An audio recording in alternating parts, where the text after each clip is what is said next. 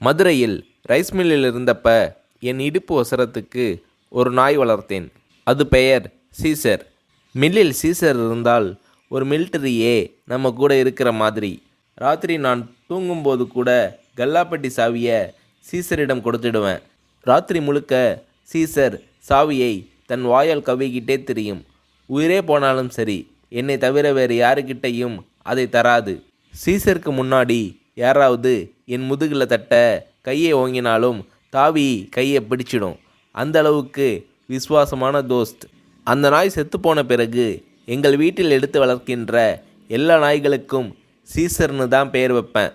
கல்யாணமான புதுசில் ஒரு சீசர் என்னோடு இருந்தது. அப்போது பிரேமலதா என் பக்கத்தில் வந்தாலே சீசருக்கு கோபம் வந்து உருன்னு உரும ஆரம்பிச்சிடும்.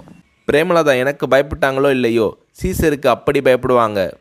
அப்புறம் கரிசோறு ஆக்கி போட்டு சீசரையே கட்சி மாற்றிட்டாங்க என சிரிக்கிறார் விஜயகாந்த்.